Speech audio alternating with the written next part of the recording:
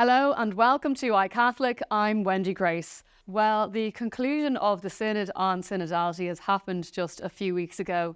This was a 3-year process that many people, many Catholics from all over the world participated in. So what does the final document actually say? And what does it mean for the Church here in Ireland? Well, joined with me in studio to discuss this, I have someone who was very much involved in this process. Bishop Brendan Leahy joins me in studio today. Thanks so much for being with us, Bishop. So tell us a little bit about your role in the process and how it all worked. Well, together with Bishop Alan McGuckian from Belfast, we represented the Irish Bishops' Conference at the Synod. And there were 368 delegates from all over the world, mostly bishops, but a sizable number of lay people and a sizable number of women among them with voting rights, and that was something new. And we were together both for a month last year and this October, reflecting on all that had come in from the 3-year consultation process. And of course, last year we talked about all kinds of things, but this year we were very focused on the topic of how are we journeying together as a church? And this is the question of synodality. And that has two sides to it. How are we working in terms of reforming our structures to make it better? And then another side, perhaps a deeper side, what kind of conversion is needed on our part to make this happen? So these are the two elements that we were reflecting on. So Bishop, tell us a little bit. I think people are fascinated with the assembly. Must have been quite an experience where you're bringing together in one place Catholics from so many different cultures and countries and life experience. How did it all work? Well, it's true. The actual place and the assembly was just extraordinary. The beautiful hall, the Pope Paul VI hall, built about 50 years ago, a stunning piece of architecture, completely lit up from the ceiling. It's an incredible piece of work with a wonderful sculpture of the risen Christ. So there we were, 368 people kind of embraced in this structure. And yes, Catholics from all over the world, incredible amount of cultures, variety, diversity. Now, I should mention, of course, we had 16 fraternal delegates of other churches, and they were part of the proceedings. They could intervene, they could speak. And we were sitting in round tables, 10 of us at each round table, 36 tables in all, with a facilitator in each table. So we worked our way through 5 what they called modules, or topics if you want, the foundations of synodality, what's it grounded in, then relationships as the key in synodality, and then the procedures. How does synodality, what are the processes, what are the procedures? And then another topic was places or the bonds. Where do we experience synodality? And the final topic was the final week, which was working on the actual final document. So there we were, and it was an encounter, of course, not just at the tables. We had a cup of coffee, we had times together, we had prayer moments together. So overall, we were in this wonderful space. As Cardinal Ulrich put it, let's remember we were 7 or 8 weeks of our lives in that space. And we had the wonderful technology, we had iPads, we had screens in front of us, so whoever spoke anywhere in the hall, we could see them in front of us, translation into 5 languages, the Pope present, very present throughout. One of the things I'd say was very encouraging is, because sometimes I know for some people watching, you can feel sometimes alone in your faith, but this is this amazing reminder of the universality of our church around the world.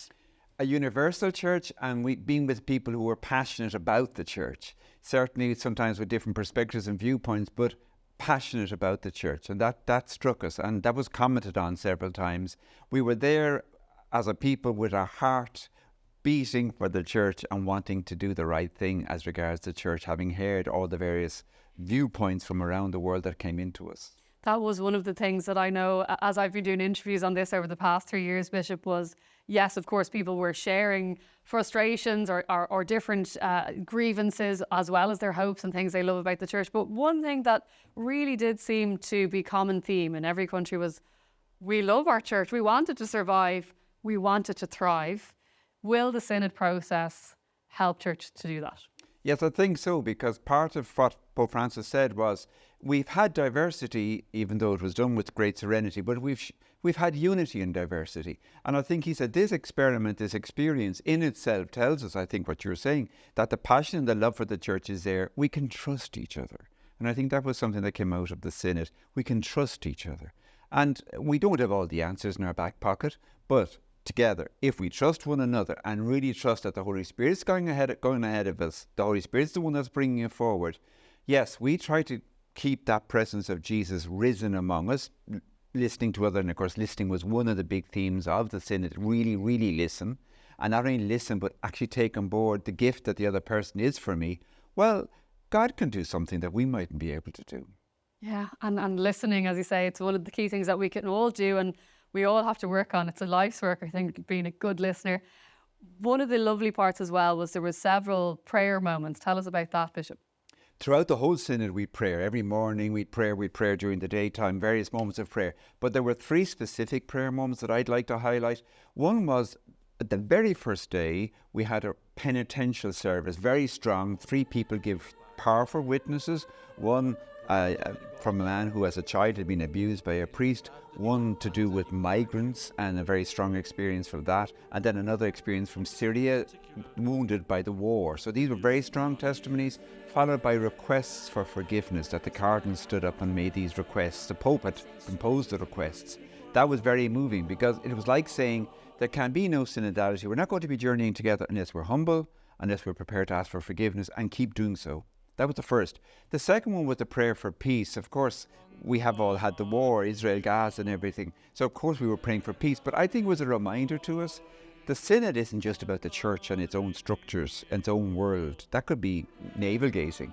We are meant to be a church at the service of the world, bringing peace and justice and love into our world. So there, I think, was a reminder to us, the Synod is for mission. And the third moment was the moment of prayer, an ecumenical prayer, which was held on the day which marked the anniversary of the Second Vatican Council, a very important event for the Catholic Church. Well, at that ecumenical service, various little texts were read from the Second Vatican Council documents. And I felt that was a reminder to us too. This Synod is part of the reform project that has opened up with the Second Vatican Council. For some people that might seem like old history, but it's not. And this was another step forward. You wrote a piece recently and you entitled it A Soft Landing or a Transformation. So what did you mean by this? What do you think the concluding kind of elements are of? Yes, of course. On the one hand, there was huge expectations from this process. And it did raise a whole load of topics which were named last year. And many of these topics are now still being explored. So in a certain sense, things move forward and continue. There are 10 working groups doing that work. Ours was more specifically then limited to the task of synodality. So for some people, that maybe wasn't as revolutionary as they'd have thought. At the same time, there's no doubt what comes out here is marking a point of direction for the Church. To be more, as it were, together in how we go about things, more transparent, more accountable certainly, but more in terms of participating directly in the decision making in the life of the Church. Now this is very, very, I suppose, important for us as Catholics, because of course we have a hierarchy, we have Pope and bishops, priests, but that's not the whole Church. Everybody who's baptized has what's called the sense of the faith. Therefore, everybody who's baptized is equal in their dignity and all involved in understanding what the Holy Spirit is trying to say to us to bring us forward. So I think the Synod wanted to underline that aspect. Everybody should be involved in decision-taking, decision-making. One of the key issues did seem to be the role of women in the Church. Tell us a little bit about that. Yes, this is obviously one of the big topics that emerged already last year. Again, this year, a lot of attention given to it. In the end, in section 60 of the final document, we get a few strong statements. Number one, the statement in the Bible, of course, that men and women are equal. A recognition that isn't always lived up to in the life of the Church, but a recognition that there are many, according to our canon law, ways in which women could be fully living out their gospel mandate, and that should be implemented. All that is in the canon law should be implemented. But not only that, it says there's no reason why women should not be in leadership roles in the life of the Church. And it has that lovely phrase, the Holy Spirit cannot be stopped. So that is something that came out, of course, recognising the many different women who have, of course, and continue enormously to contribute into the life of the Church. What were some of the other key themes that struck you, Bishop? Well, there are many, many themes. Obviously, it's in itself, I want to just repeat this because, 5 of the headings which are in the document, 4 of those headings are about conversion. And that really struck me. We were being called to conversion. Okay, there are the practical things. We've got to reform our structure. So wherever there are parish councils or diocesan councils, finance councils, diocesan pastoral councils, they shouldn't just be optional extras, they should be obligatory. That's the way we should be doing things. There's a kind of a treatment about how we work consultation together with decision making. Some people say, well, all these bodies are just consultative, merely consultative. Well, this document says that's not sufficient. If they are consultative, they are part of the decision making and taking and have to be taken seriously. So any ambiguity about that should be removed from canon law. So that's stated very clearly. The role of women also is very much addressed, as I've said. For instance, then there are practical suggestions to do with the establishment of a centre of research into the disabled and the life of the church. Then the question about structures for accountability, transparency. Yes, we have accountable structures, but both ways. The bishop not just accountable to the people or the people accountable to him, but he accountable not just for finance, but for the way the life of the mission of the church is going, for how the decisions for evangelization are being taken. So a greater sense of participation in all of that. So usually, Bishop, when there is a synod, at the end of it, the Pope does an exhortation. So it's a reflection on what's happened, the document that was presented, and the Pope does a separate exhortation. Well, he didn't do that this time. What happened? Yes, this was something that was a surprise for us. We had the voting on Saturday afternoon. We went through each paragraph. And then at the end of that, simply the Pope said, I accept this document and I'm publishing it immediately, because he said there's loads of concrete indications in the document, so I'm publishing it immediately. Now, it wasn't just that he was publishing it, he was doing a significant gesture, because he was saying, I recognise that from the month that you've had and listening and experiencing, because he was in the hall, I have understood that there was the Holy Spirit at work. Don't forget, there was up to 70 lay people contributing to this. And so in a way, he was saying this document, which is now part of his teaching, his magisterial teaching, is a document which has been put together with other people. And he's, I think, telling us, bishops and priests, this is a template. We can't go alone on our own. There's no such thing as a bishop on his own. It's with others. And I think that gesture was making that statement. How does the document translate then, Bishop, for Ireland and Irish churches? Well, we're fortunate in Ireland. We have started along a Synodal Pathway, which was launched at the exact same time as Pope Francis launched this. So I think we've got a big green light here, go ahead. And I think we too are going to have to sit down. And the big point is together. There's no point in anybody saying this is how it can be. I have to sit down together with others and say, well, what does it mean for us? How do we implement this? In Ireland, what does it mean to say we're more participating more together? And that is something I think we're going to have to see refined. That every diocese is going to have to look again at how it works, its structures in terms of diocesan councils, its decision-making bodies. And I can see it myself. For instance, the Bishops' Conference, in what way are we involving lay people? We do have, of course, lay people in our councils and our bodies. But is there something more we can be doing by way of having assemblies, the ecclesial assemblies, church assemblies, addressing topics? That's certainly at the Bishops' Conference level, but it's probably true also at the diocesan level and then parish level. Much more of an assembly, so that it's the people that emerge, not just the clerics making decisions. What do I do with this in my parish, and how will I be equipped to actually implement some of the suggestions?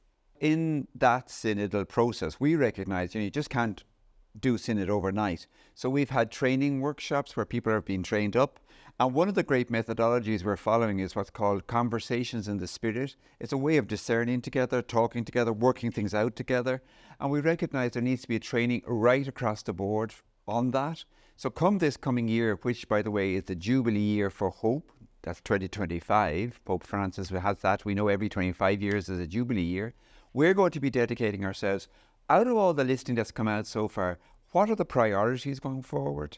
And in order to do that, we're going to exercise these conversations in the spirit. And we're getting a network of people. There's already many people trained up in this kind of facilitation skills for this process. So I think we're ready to go now.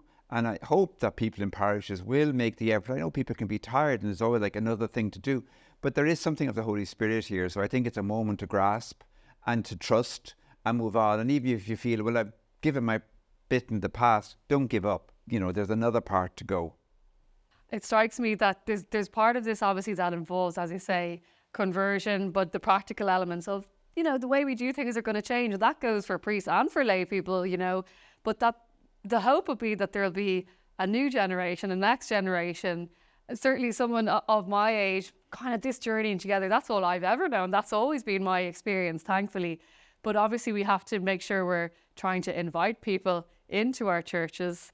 How does the Synod process try to address that? That look, the church attendance is declining, particularly among younger people, and what can we do in this journey to try and encourage those who so many really are searching?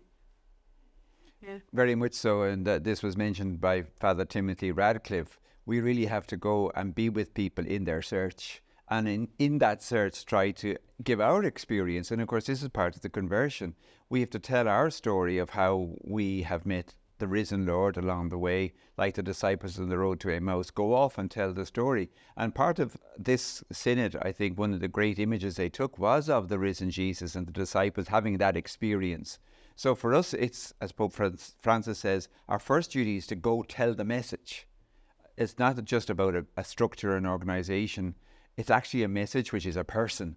And we've got to witness to that. But that's not easy to do. And we've got to find ways and languages to do that. I know, I appreciate that. And that's what maybe has to change. Earlier on today, I was with somebody and I was just admiring how they were very much committed to the gospel. They were talking about the problem of racism.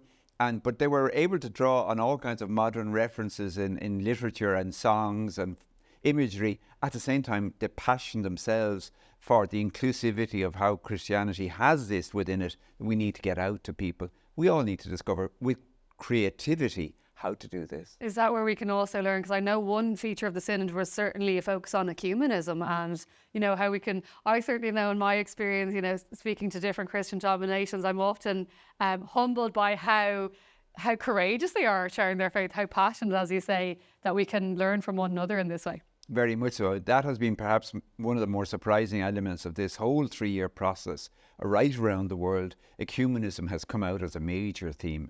And Pope Francis himself said it, how can we be credible to people if the wound of disunity is still bleeding? And that is, I think, a very strong point for us all.